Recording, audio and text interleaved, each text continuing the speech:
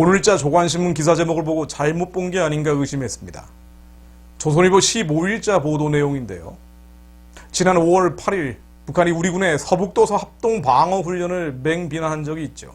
이건 놀랄만한 뉴스가 아닙니다. 그런데 그 직후 청와대가 군 고위 당국자들을 불러 질책했다는 것입니다. 사건의 정황은 이렇습니다. 당시에 해군과 공군 합동으로 이뤄진 훈련 사실이 5월 7일 국방일보에 보도됐습니다. 북한은 이 보도 다음 날 위험천만한 군사적 준동이라고 우리 군을 강하게 비난했는데요. 그러자 청와대 안보실이, 대한민국 청와대 안보실입니다, 왜 그런 내용이 보도됐느냐고 문제 삼았다는 것이 기사의 요지입니다. 좀 더 자세한 내용은 이렇습니다. 청와대가 문제 삼은 국방일보 보도는 5월 7일 이런 제목이 달려있죠. 적 도발 원점 타격 작전 능력 확인이라고 말입니다. 이 훈련, 당시 군이 했던 훈련은 2018년 9.19 남북 군사 합의와 관련된 이른바 서해 평화 수역과 관련이 없습니다. 군산 앞바다에서 실시된 것이죠. 그런데 북한은 이 기사를 트집 잡았습니다. 바로 다음날 인민무력성 담화가 나왔죠. 내용은 이렇습니다. 남조선 군부가 우리를 적으로 지칭하며 이러한 군사연습을 벌여놓았다. 모든 것이 2018년 북남 순회회담 이전의 원점으로 돌아가고 있다. 그야말로 억지입니다. 주의 비도발에 대해서는 한마디도 언급하지 않고 있는 북한이 우리의 정당한 방어적 훈련을 트집 잡은 것이죠. 이렇게 하는 이유는 무엇입니까? 한국을 길들이려는 것이겠죠.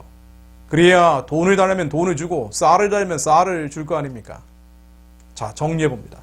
조선일보 기사의 요지는 대한민국을 지키기 위해 국군이 훈련한 것을 북한이 비난했고 이후에 청와대가 국군을 질책했다는 것입니다. 도대체 이게 질책받을 일입니까? 우리 군이 정말로 질책받아야 할 일들은 많습니다. 북한의 GP 도발 사건 관련해서 군의 K6 기관총이 고장난 것도 모르고 있었다고 하죠. 매일 무기를 점검하는 것은 군대의 기본입니다. 만일 실전이었다면 어디서 탄환이 날아왔을지 모르고 큰 피해가 발생했을 수도 있습니다. 사건 직후 브리핑 때는 이런 사실도 은폐됐죠. 거짓말 정황도 수두룩합니다. 안보와 정치가 뒤섞이다 보니 이런 일들이 벌어지는 것이죠. 군의 기강해이 사건 얼마나 많습니까? 요즘 들어서 심각할 정도죠. 몇 개만 예를 들어보겠습니다. 이번 우한 폐렴 코로나19 사태와 관련해서 대위와 하사가 일과 뒤 영내리기 지침을 어기고 클럽에 갔죠. 코로나 확진 판정을 받았습니다. 이들은 장병 9명을 2차 감염시켰습니다. 이 사건과 별개로 영광급을 포함한 장병 수십 명이 무단 외출했죠. 이태원 클럽을 방문했습니다. 도대체 군내에 바이러스가 얼마나 퍼져 있을지 알 수 없는 상황이기도 합니다. 얼마 전에는 이런 일도 있었습니다. 전투기 조종사 16명이 언제든 즉각 출격해야 하는 비상 대기 근무 중에 여러 차례 술판을 벌인 사실이 드러났습니다. 당시는 북한의 미사일 도발과 러시아 군용기의 영공 침범으로 위기감이 최고치에 달하는 시점이었다고 합니다. 일선 보도에서 요즘 들어 계속 나오고 있는 뉴스들입니다. 몇 개 제목만 이용해 볼까요? 취객과 술 취한 사람과 치매 노인에게 군대에 방어막이 뚫렸다. 암고가 카톡방에 흘러다닌다. 현역 사병이 성착취물 주범으로 구속됐다. 병사가 야전사부로 여성 대위를 폭행했다. 남성 부사관들이 남성 장교를 집단으로 성추행했다. 도대체 이게 무슨 일입니까? 왜 이런 일들이 벌어질까요? 여러 가지 원인이 있겠지만 한 가지 대표적인 것은 평화의 신기루에 빠진 결과입니다. 북한은 더 이상 적군이 아니고 미군이 우리를 지켜주니 전쟁은 없다는 것이죠. 안보 문제라는 것은 당장에 터지는 것이 아닙니다. 순차적으로 벌어지죠. 이런 일들이 순차적으로 누적되다 보면 북한의 핵무기 미사일 개발이 더욱 개량되겠죠. 공갈 협박은 더욱 거칠어지겠죠. 화해협력 평화라는 이름으로 국군은 통상적 훈련도 스스로 꺼리게 될 겁니다.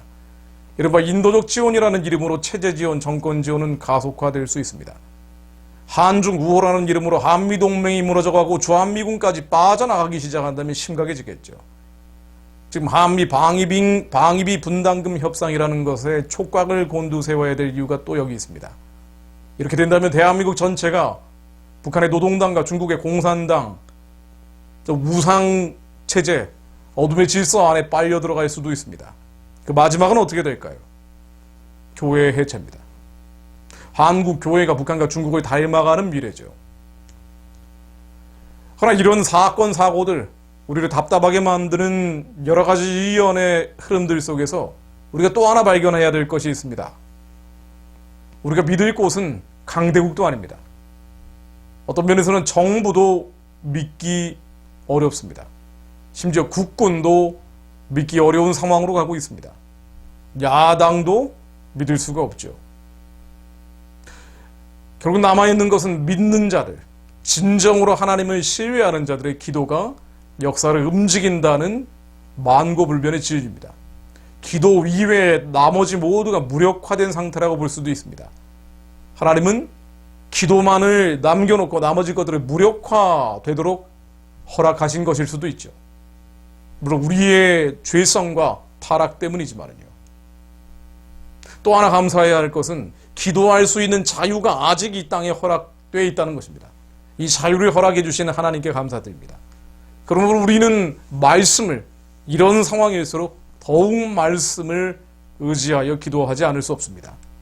완전한 말씀을 선포하여 불완전한 이 세상이 고쳐질 수 있도록 더욱 부르짖어야 합니다. 그렇기 위해서는 사태의 본질을 깨달아야 합니다. 큰일 났다. 한국 이대로 가다가는 어떻게 되려고 하느냐, 탄식만 하고 있을 때가 아니죠. 영적인 허무주의를 극복해야 합니다. 사람들의 비아냥이 있을 수도 있지만 말씀이 온전한 것입니다. 본질은 무엇입니까? 북한 정권은 하나님을 대적하는 체제라는 것이죠. 에스겔 28장에 나온 이 말씀들이 한반도에 응하게 될 것이라는 것입니다.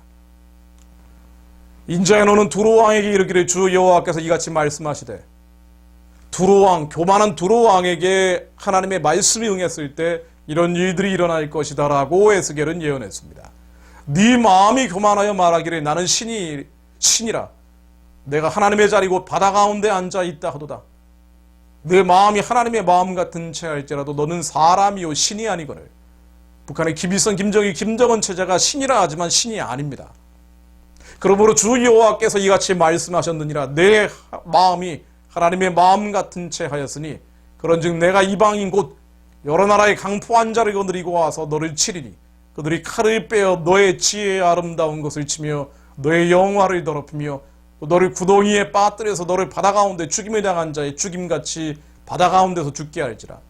내가 너를 죽이는 자 앞에서도 내가 하나님이라 말하겠느냐? 너를 치는 자들 앞에서 사람일 뿐이요 신이 아니라.